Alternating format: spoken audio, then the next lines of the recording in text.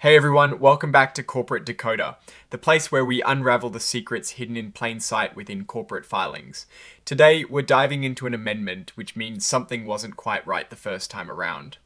Let's see what they're trying to fix. Before we dive in, if you're someone who loves getting the real scoop behind the financial jargon, smash that subscribe button.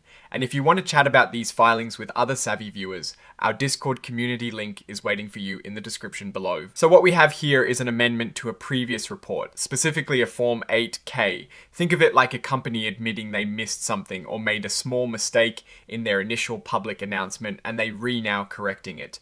This particular amendment is for Golub Capital Private Credit Fund, and it's called Amendment Number 1. The big headline here, and the reason for this amendment, is to fix some important documents that were filed incorrectly.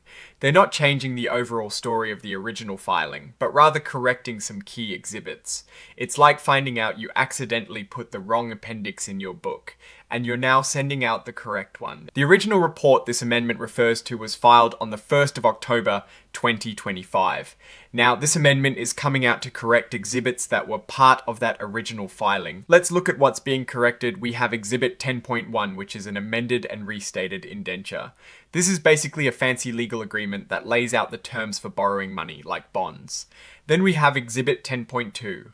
A note purchase agreement, which is another way for them to get funding, this time from a specific buyer like SG America's Securities. Exhibit 10.3 is an amended and restated collateral management agreement, a crucial document outlining how assets are managed to back up their debts, with GC Advisors LLC involved. And finally, Exhibit 10.4, an amended and restated master loan sale agreement, which deals with how loans are sold and transferred. All these corrected documents are dated the 25th of September 2025. This suggests that the core transactions or agreements these documents represent happened around that date, and the filing reflects updates or restatements of those ongoing agreements. The main business of this amendment is found under Item 9.01, which covers financial statements and exhibits.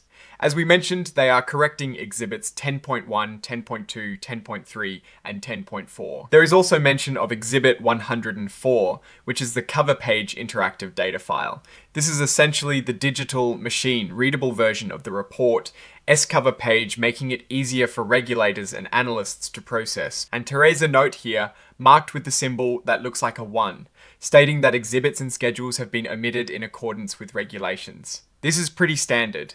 Companies can omit very detailed supporting documents if they are deemed not essential for the primary filing but are available upon request by the S.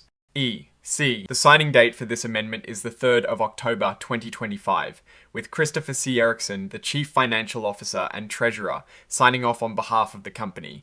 Now, what does this all mean from a corporate decoder perspective? This is a new financial report in itself. It is a correction. The fact that they are amending and restating these core agreements, such as the indenture and the collateral management agreement, suggests they are either updating the terms significantly or clarifying existing ones. For Golub Capital Private Credit Fund, these documents are the backbone of their operations, defining how they raise money, manage investments, and secure their debt. A restatement could imply new terms, adjusted strategies, or even a response to market changes. While we don't have new numbers to pore over in this amendment itself, the fact that it's focused on these foundational legal and financial agreements points to a company actively managing its structure and liabilities. The dates of the 25th of September 2025 for these various agreements are noteworthy. It means the corrected versions are quite recent relative to the original filing date of the 1st of October 2025.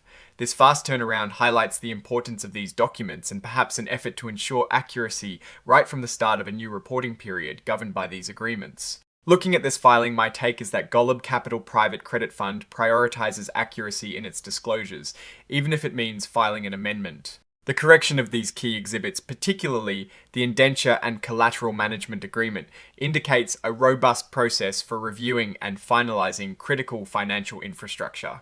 While it doesn't provide a window into their profitability or market performance today, it does show diligence in ensuring the legal framework supporting their credit fund operations is presented correctly to investors and regulators.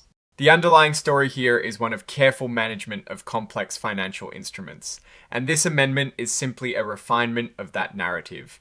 Alright, that is our breakdown of this amendment filing. What is your take on these kinds of corrections and what they might signal for a company? Drop your thoughts in the comments. If this analysis was valuable, hitting that like button really helps, and subscribe for more deep dives into the world of corporate finance. And don't forget to check out the Discord link in the description to join the conversation. Thanks for watching, see you next time.